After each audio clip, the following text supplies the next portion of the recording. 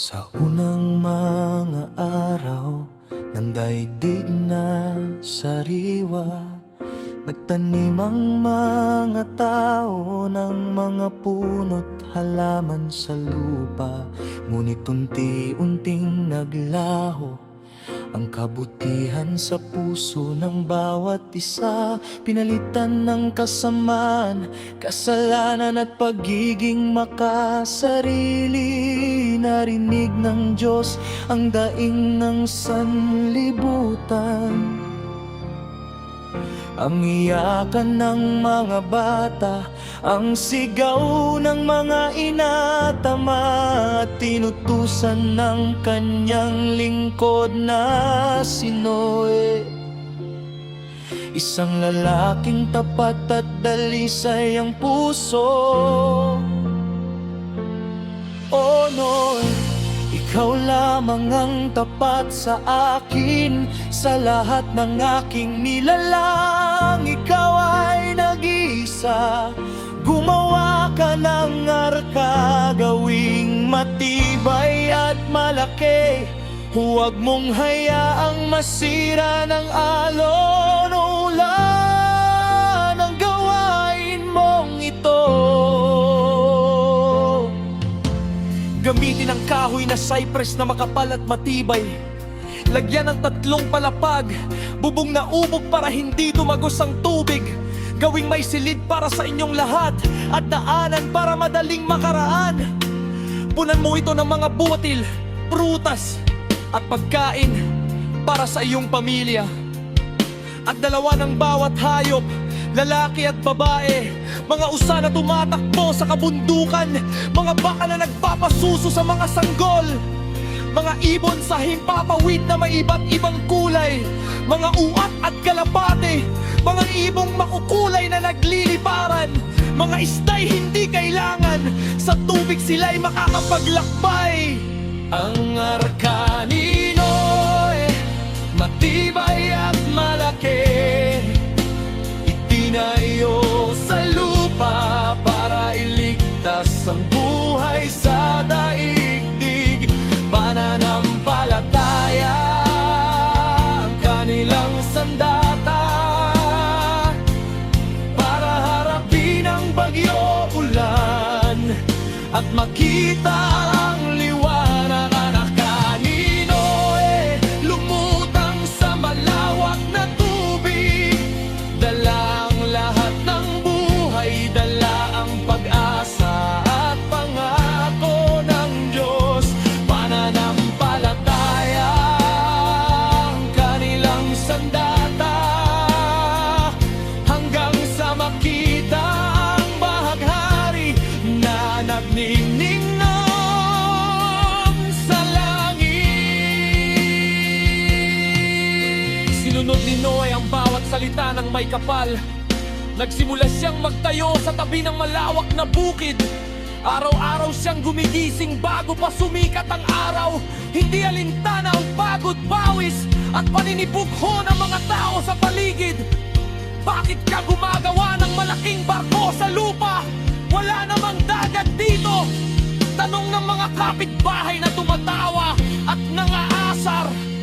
Ngunit si Noe tahimik lamang, kanyang ipinagpatuloy ang gawain. Naniniwala siya na ang salita ng Diyos ay hindi mali. Matapos ang maraming buwan ng paggawa, handa na ang arka, makapal ang mga dingding, maayos ang mga tahi. Pumasok si Noe kasama ang kanyang asawa na sina Ama at ang kanilang 3 anak na sina Sem, Gam at Japheth, kasama ang kanilang mga asawa. Pagkatapos ay dumating ang mga hayop, isa-isa't dalawa-dalawa, mga leon at unggoy, mga kabayo at kambing, mga ibon na lumilipad papasok sa butas ng arka. Lahat ay tahimik at maayos, parang alam nilang ito ang kanilang tahanan. Ang arka ni Noe, matibay at malaki, itinayo sa lupa para iligtas ang buhay sa daigdig. Pananampalataya ang kanilang sandata para harapin ang bagyo ulan at makita ang liwanag na kanino lumutang sa malawak na tubig. Dala ang lahat ng buhay, dala ang pag-asa at pangako ng Diyos. Pananampalataya ang kanilang sandata hanggang sa makita ang bahaghari na nagniningning sa langit. Pagkatapos ay bumuhos ang ulan nang walang tigil mula sa langit na madilim, parang mga batong bumabagsak. 44 na araw at gabi, hindi tumitigil ang pagbuhos. Ang mga batis ay bumubuho ng ilog, ang mga ilog ay naging dagat. Ang tubig ay tumataas, umaabot hanggang sa mga burol at sa mga bundok na matataas, hanggang sa hindi na makita ang lupa. Ngunit ang arka ay lumutang ng maayos, hindi natitibag ng malalaking alon. Sa loob, tahimik ang mga hayop at ang pamilya ni Noe. Nananalangin sila araw at gabi. Nang humupa ng baha, tumigil ang ulan at lumitaw ang araw na matagal nang hindi nakita.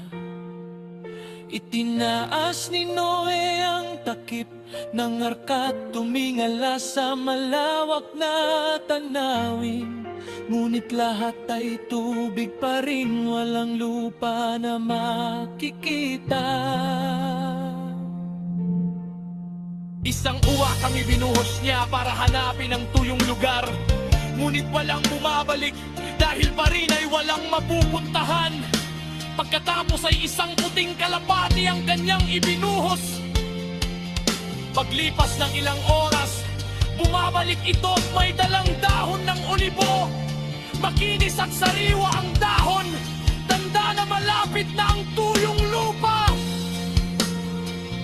Ang arka ni Noe, matibay at malaki, itinayo sa lupa para iligtas ang buhay.